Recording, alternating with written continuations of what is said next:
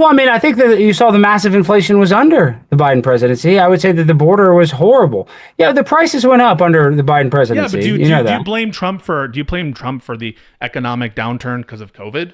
You don't blame him for that, do you?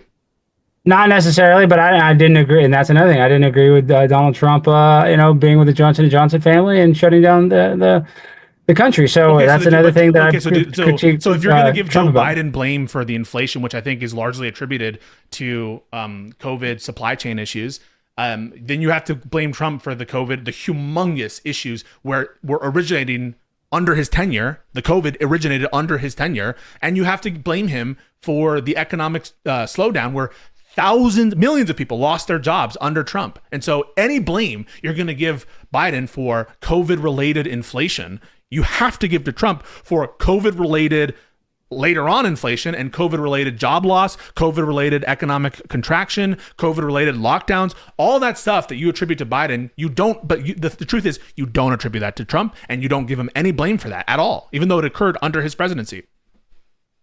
Well, I didn't like how we came out of COVID, but then they also said, "Oh, hey, Joe Biden had the biggest job growth." Well, we just lost all of our jobs. So, I mean, don't you think that was a little Yeah, but disingenuous for saying that? I think it is. I think it is disingenuous a little bit to say that. I think Trump would still have said it, even if it were him in that position. Yeah, Trump would have. Trump would have. Even if, and I think that's fair of you to say, even if you would have accounted for the difference in the like regained jobs that were lost during COVID, he still comes out ahead in terms of job growth over his presidency. So even if you account for that, he's coming out ahead. Real wages were starting to go up under Biden. Yeah, prices were still high. We didn't see deflation or anything, and we did have high periods of inflation, but that wasn't Joe Biden's fault. Around the world, there was an inflation crisis, and America weathered the storm better than so many other developed nations. And people can't see that, right? Because they see the prices of eggs and they get angry. And I understand that. That's a real economic cost, but it's not a reflection of Joe Biden's policies or his presidency.